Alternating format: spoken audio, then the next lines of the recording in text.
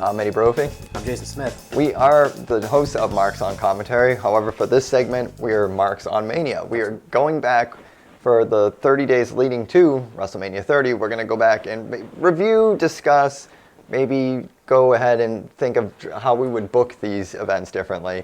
And of course, we can't really do that without explaining WrestleMania, what it means.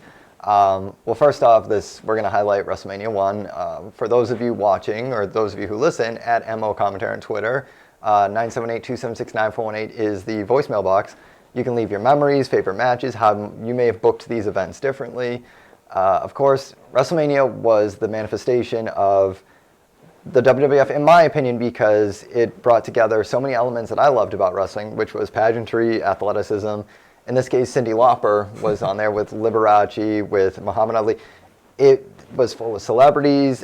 You had the great match with Hogan and Mr. T, and it created what we now know as professional wrestling or sports entertainment, as it will. And had it not been for this, obviously we wouldn't be doing a segment like this, and the WWE wouldn't have a network. So we have to kind of go back and appreciate, as Jason, we were discussing off camera, how much of a gamble this was for Vince McMahon, as could be argued now with the network. But it was far different then, because while WWF wasn't so much in its zygote stages, it was more or less in the make or break stages of trying to create a Super Bowl-like event for something like wrestling, which had never been done before and obviously paid off really well. But at the time, it really came down to creating an event that could be comparable to the Super Bowl, or something that, fans, obviously you go there, it had to be a big deal. It had to be bigger and better than, any other event they had done prior to this. So to kind of give you an idea of that, we got Jason with some stats. So Jason, WrestleMania, the very first one.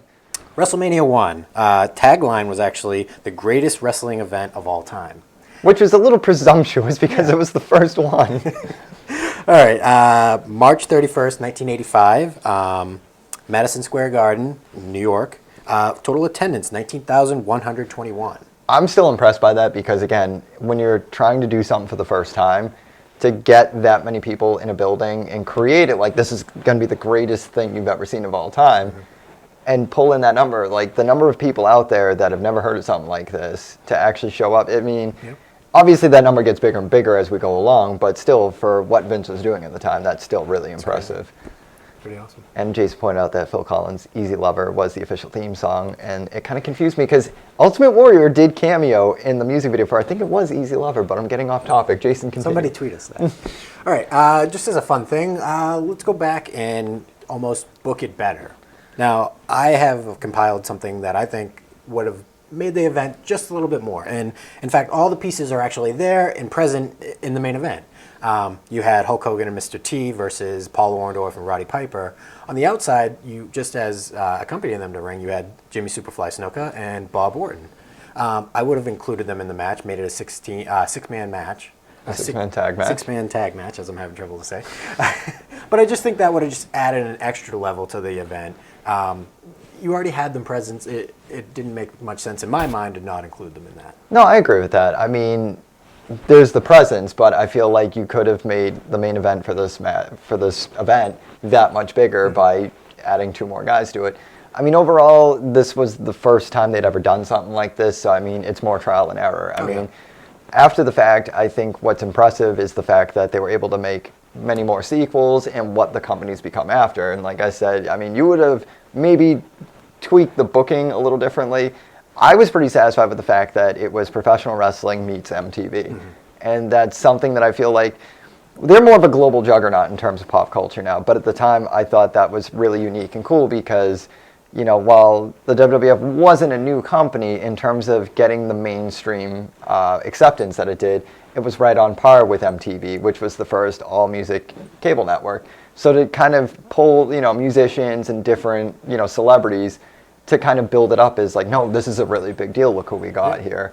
I thought that was really cool. So there's nothing I really would have done differently with it, but it's definitely in hindsight, like, I don't know. I just think it paid off really well. And obviously if there's a whole network behind it now, if it wasn't for WrestleMania, if it wasn't for the payoff, obviously.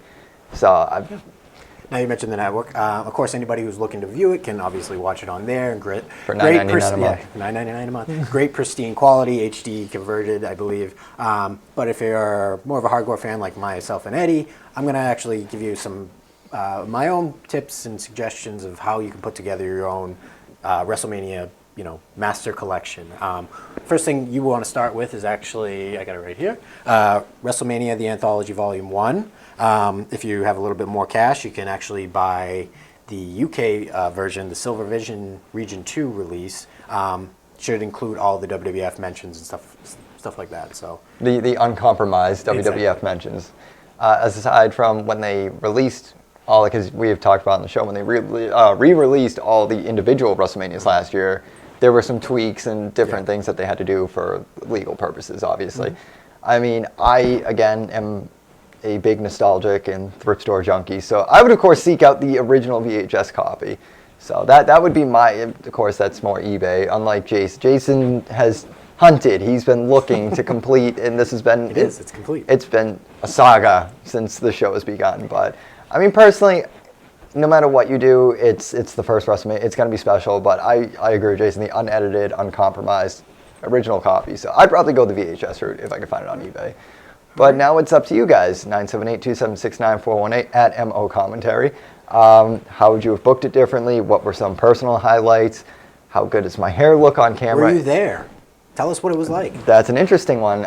Really, though, how does my hair look? But that would be cool to get people who are actually at these WrestleManias, because obviously, neither of us were born yet for this. No. So it would actually be cool to get feedback from somebody who's there that can tell us what was the overall mood what was the atmosphere like when you attended, when you were in New York City and the marquee says WrestleMania.